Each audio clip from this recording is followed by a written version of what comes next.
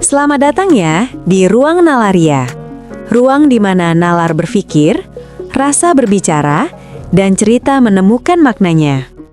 Oke, dalam beberapa menit ke depan, kita akan coba bedah bareng-bareng salah satu pertanyaan paling mendasar, paling personal, yang mungkin pernah kita tanyakan pada diri sendiri. Coba deh, ingat-ingat lagi. Mungkin di tengah kesibukan kerja, atau pas lagi sendirian di kamar, atau bahkan pas lagi ngaca.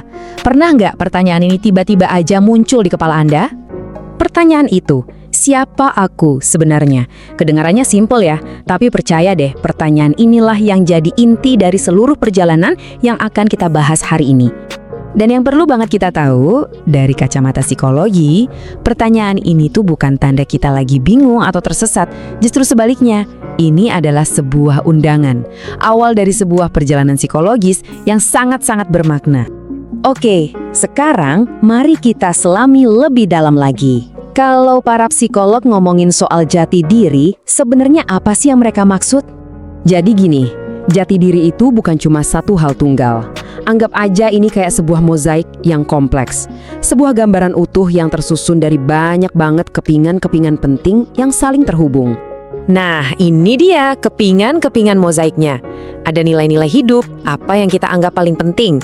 Ada keyakinan inti, cara kita memandang dunia. Ada peran-peran sosial yang kita jalani, ada tujuan hidup yang ngasih kita arah. Dan tentu aja, yang paling unik, cara kita memaknai semua pengalaman hidup kita. Psikolog terkenal Erik Erikson bahkan menyebut pencarian ini sebagai konflik utama dalam hidup kita. Di satu sisi ada identitas, rasa diri yang stabil dan utuh. Di sisi lain ada kebingungan peran, perjuangan internal kita buat menjawab pertanyaan besar tadi. Terus gimana cara kita melewati perjuangan itu? Nah, psikologi ngasih kita petunjuk yang sangat jelas. Perjalanannya selalu dimulai dari satu titik yang sama, melihat ke dalam diri sendiri. Kesadaran diri itu secara praktis artinya kita berani jujur sama diri sendiri. Mengenali emosi apa yang paling sering kita rasakan. Paham gimana reaksi kita dalam situasi tertentu, mengakui apa kekuatan kita, dan yang gak kalah penting, mengakui apa keterbatasan kita. Ini fondasi banget. Psikolog humanistik Carl Rogers juga ngomongin hal yang mirip. Dia menekankan pentingnya konsep diri, yaitu cara kita melihat diri kita sendiri. Menurutnya, kestabilan psikologis itu muncul saat cara kita melihat diri sendiri sejalan dengan pengalaman nyata kita. Jadi poin utamanya di sini adalah langkah pertama ini butuh keberanian. Keberanian buat melihat semuanya, yang baik dan yang buruk, dengan mata yang jujur tanpa filter. Oke, setelah berani melihat ke dalam, perjalanan kita nggak berhenti di situ loh. Justru pemahaman dari dalam diri itu jadi bekal buat kita melangkah keluar dan terlibat aktif dengan dunia. James Marcia menjelaskan ini dengan sangat baik lewat proses 2 langkah. Pertama, kita eksplorasi. Kita coba berbagai peran, minat, dan nilai-nilai baru. Lalu setelah itu kita bikin komitmen. Kita secara sadar memilih mana yang benar-benar gue banget dan mana yang bukan. Iya, pengalaman di dunia nyata inilah yang jadi laboratorium pribadi kita. Disinilah kita belajar membedakan mana diri kita yang asli dan mana yang cuma topeng karena tuntutan lingkungan. Dan ingat, kegagalan maupun kesuksesan, dua-duanya adalah guru yang tak ternilai harganya. Nah, sekarang kita masuk ke jantung dari perjalanan ini. Ini bukan lagi soal mencari, tapi soal menemukan kedamaian. Ini bukan cuma tentang menemukan siapa Anda, tapi tentang menerima orang tersebut. Ini adalah pergeseran cara pandang yang penting banget. Tujuannya bukanlah menemukan versi diri yang sempurna tanpa celah, bukan. Tujuannya adalah untuk memeluk dan menerima versi yang nyata dengan segala kelebihan dan kekurangannya. Dan saat kita bisa menerima diri kita seutuhnya, dampaknya luar biasa. Kita bisa mengakui kekuatan kita tanpa jadi sombong, kita bisa melihat kelemahan kita tanpa membenci diri sendiri.